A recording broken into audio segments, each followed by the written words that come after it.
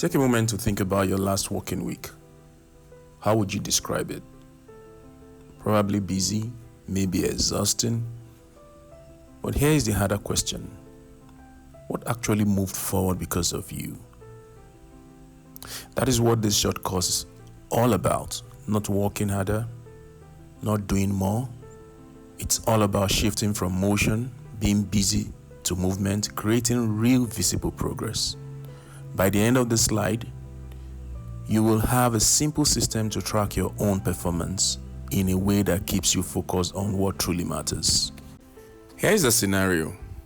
Two colleagues joined the same organization on the same day. They work the same hours. They both look busy. But a year later, one has been promoted. The other is still wondering why. The difference is not effort. It is the type of work each person is doing. You see, motion is the work that looks productive. Attending 6 meetings, responding to every message within the hour, completing a long task list, staying visible and active.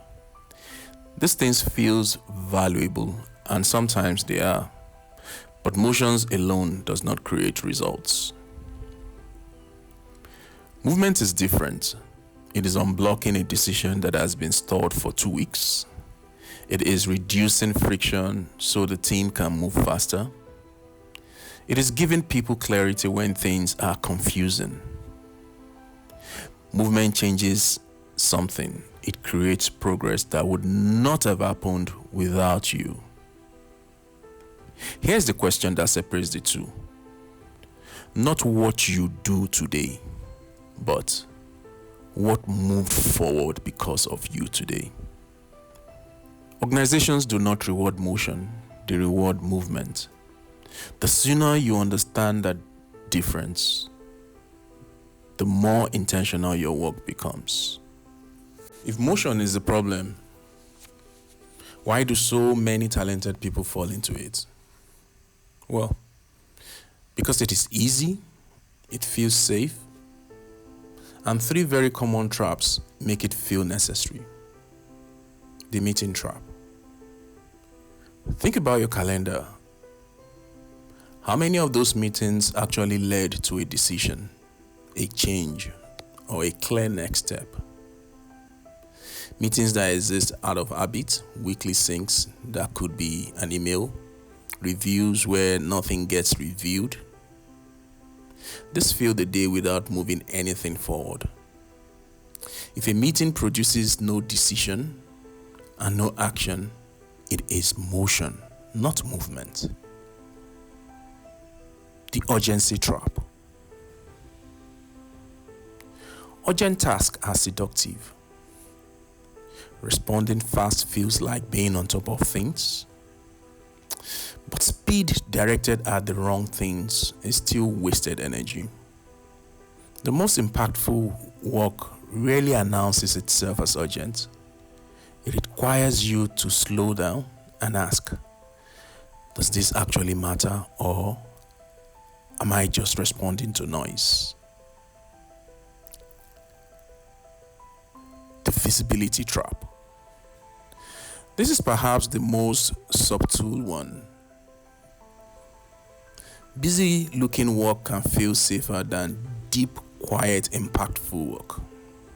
A colorful dashboard with no essence, a full inbox, a long to-do list.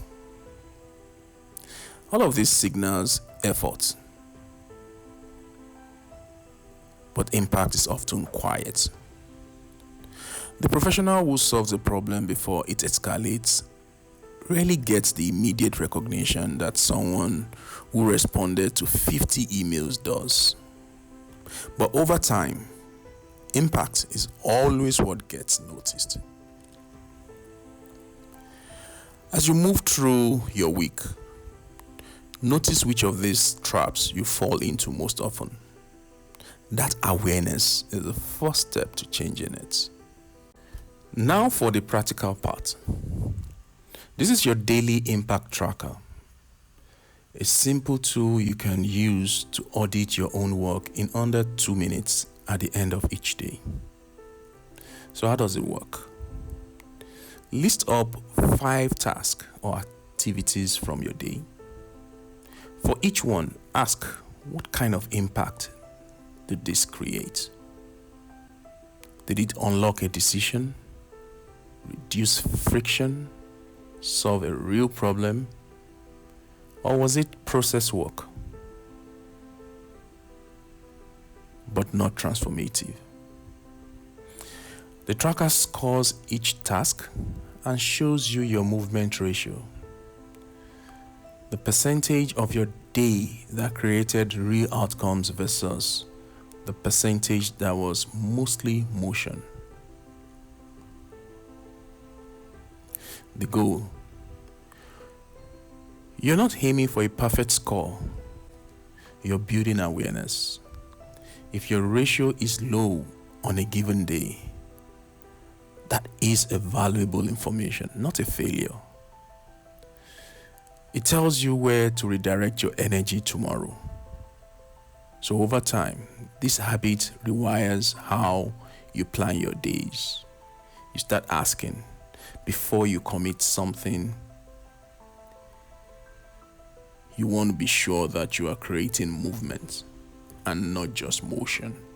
The daily tracker is useful, but what makes it powerful is building it into a rhythm, a simple weekly structure that keeps you focused on movement all week, not just at the end of each day. So every Monday morning, before you open your inbox or your task list, write one sentence, just one. This week, the most important thing that must move forward is ... That sentence becomes your compass.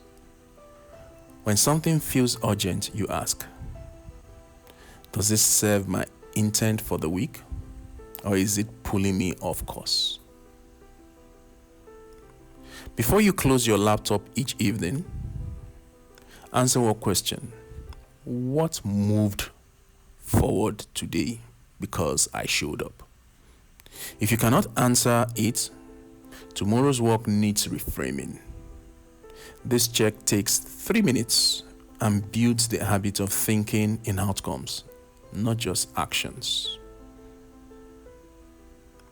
At the end of each week, write down 3 things that changed because of you. A decision that got made, a problem that got solved, a person who got clarity they needed. These are your evidence. Over time, they become the story you tell in performance conversations, promotion discussion, and year-end reviews, grounded in outcomes, not just efforts. So you need to keep these entries in a simple document or note. 1 line a day is enough. 90 days, you will have a record that no busy-looking calendar can match. You have everything you need to start shifting from motion to movement today. Let us bring it together. First, change the question you ask yourself each day.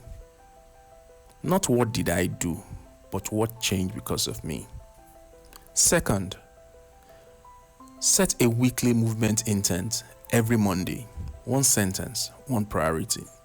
Let it guide your decision all week. Third, use the daily tracker at least twice a week to audit your motion to movement ratio. Use it as a mirror, not a report card. Fourth, build your impact log. 1 line a day. In 3 months, you will have a body of evidence that speaks for itself. And fifth, have the courage to question work that looks urgent but leads nowhere. Protect your energy for what actually matters. The future of productivity is not about doing more. It's about doing what matters.